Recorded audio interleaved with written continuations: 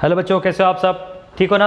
जैसे कि बताया है लॉकडाउन अभी भी कंटिन्यू करेगा, तो अभी 1-1.5 महीने तो लगता नहीं कुछ होगा, तो इसके लिए लेकिन प्रिपरेशन आप चालू रखो घर पे JEE की।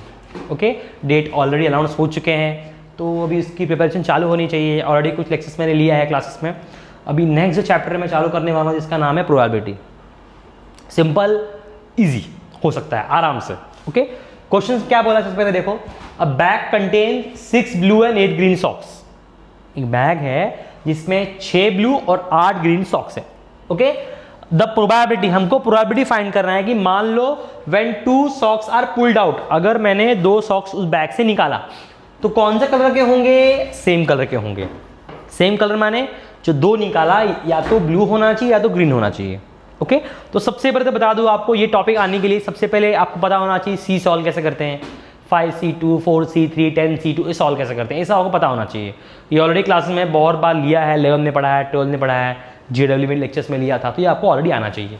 ओके, तो सबसे पहले देखो हम लोग प्रोबेबिलिटी में सबसे पहले हम लोग क्या निकालते हैं? N ऑफ S निकालते हैं। N ऑफ S कितना है बताओ? टोटल कितने सॉक्स है? 8 और 6 कितने हुए? 14 सॉक्स है। कितने हैं? 14। अब इन 14 सॉक्स में से मुझे कितने सॉक्स निकालने हैं? 2 सॉक्स निकालने हैं। यानी हमारा N ऑफ S कितना हुआ? 14C2। C निकालना है मतलब सिलेक्शन करना, और सिलेक्शन मतलब क्या आता है? C, तो 14C2 हो गया। अब इसको सॉल्व कैसे करते बताओ हम लोग? 14C2 यानी 14 को 2 बार करेंगे, 14 इंटू 13 मैंने बताया था 14C2 है, मतलब 14 को 2 बार मल्टीप्लाई करो, 14 फिर एक कम 13, और नीचे वाले को 2 इंटू 1, 2 है नीचे ना, 14 को 2 बार मल्टीप्लाई करेगा, 14 इंटू 13 पीछे, और नीचे वाले को 1 तक, 2 इंटू 1, 2 इंटू कितने जा? 7 जा, तो आंसर कितना आया? 7 13 कितना हुआ? 91। ये पता होना चाहिए भाई। 5C3 कैसे करते हैं? 5 को 3 बार मल्टीप्लाई करेंगे पीछे की तरफ मतलब एक बार 5, एक बार 4, एक बार 3, 3 बार हो गया, और नीचे वाले को 1 तक करेंगे। क्वेश्चन आप बनाओ, टेंशन मत लो। ये हो गया। अब क्या निकालना है हमको? किसका प्रोबेबिलिटी निकालना है कि दोनों कलर क्या होना चाहिए? सेम होना चाहिए। तो अपन एक इवेंट मान लेते हैं, जैसे कि A, क्या A ऐसा इवेंट है, सॉक्स आर ऑफ कौन सा कलर? Same colour. ओके, तो अपन N ऑफ A लेते हैं। अब बताओ सॉक्स अगर देखो, सॉक्स अगर सेम कलर के हैं, तो क्या हो सकता है? 2 सॉक्स निकाले, वो यहां से आया हो, तो क्या हो जाएगा? वो 6C2 हो जाएगा। या तो फिर मतलब एक और केस, यानी बीच में आएगा प्लस, या तो वो यहां से आएगा या तो यहां से आया होगा। अगर यहां से आया होगा तो क्या हो जाएगा? 8C2। अगर 2 यहां से आया होगा तो 8C2 हो जाएगा। ये 6 में से 2 आया होगा तो 6C2 हो जाएगा। ये दोनों में से कहीं एक से आएगा, इसलिए बीच में प्लस आएगा। अगर दोनों से एक आया होगा तो इंटू होता, लेकिन यहां से आएगा या तो यहां से, तो बीच में क्या आएगा? प्लस आएगा। अभी सॉल्व कर लेने का इसको। 6C2 कैसे होता है? 6 को 2 बार इंटू करो, 6 इंटू 5, और नीचे वाले को 1 तक, प्लस 8 को भी 2 बार, 8 इंटू 7, और नीचे वाले को 1 तक, 2 1 जा 2 3 जा, 2 1 जा 2 4 जा, कितना है बताओ? 3 5 कितना हुआ? 15 प्लस 4 7 कितना हुआ? 28। 15 प्लस 28 कितना होता है? 43। समझ गया आंसर क्या होता है? प्रोबेबिलिटी कैसे निकलता है? प्रोबेबिलिटी का फॉर्मूला क्या है? N of A upon N of S। ये तो पता होगा आप लोग को। N ऑफ A कितना निकला? 43। N ऑफ S कितना है तुम्हारा? 91। दिख रहा है आंसर तुम्हारा? ये सब मैंने आपको डिटेल में करा के दिया, पर आपको फटफट करना है।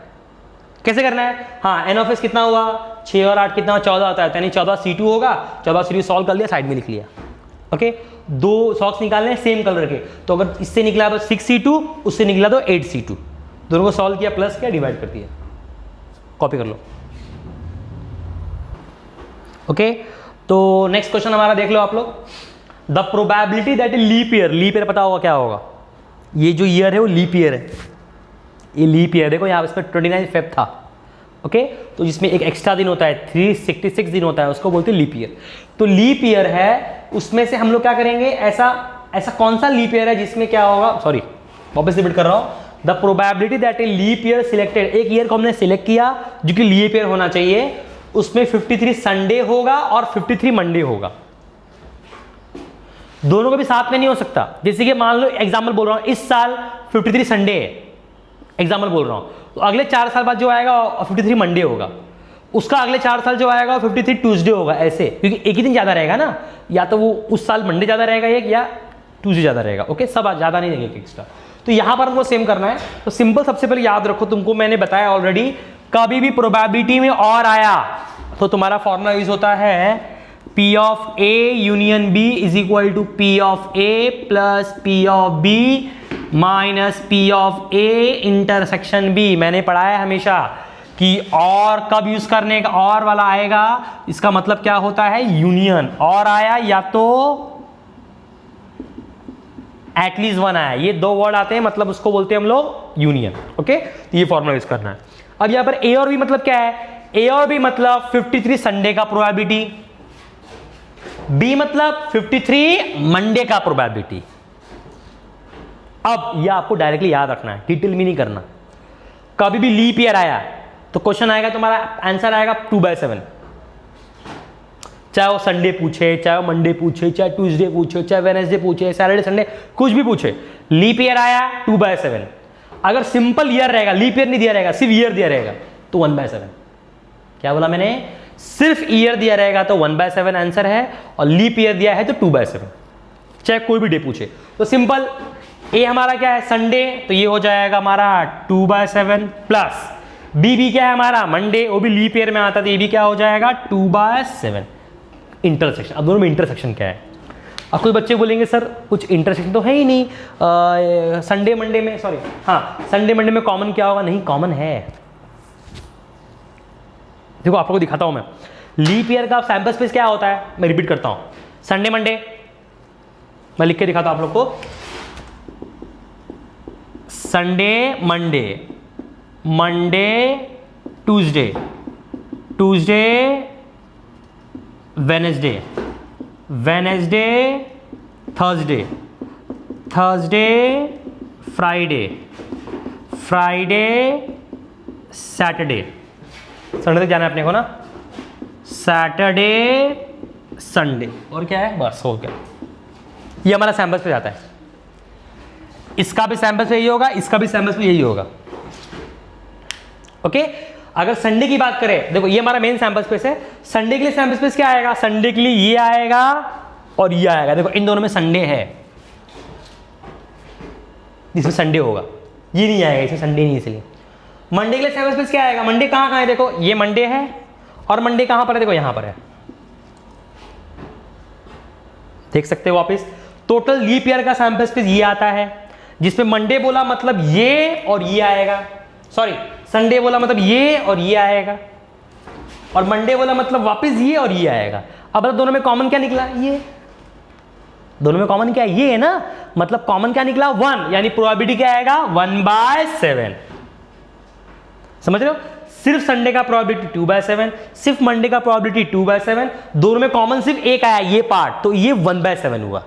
तो 2/7 कितना हुआ, प्लस किया तो 4/7, जिसमें 1/7 माइनस किया तो आंसर क्या हुआ 3/7। Your answer is this. Okay, कुछ बेसिक पता होना चाहिए, अगर कुछ भी नहीं पता तो प्रॉब्लम होगा, थोड़ा आपको पता होना चाहिए। 11th में था, ये 10th में भी था। ओके, क्या बोला मैंने, सिर्फ लीप ईयर बोला तो 2/7, और सिर्फ ईयर बोला तो 1/7।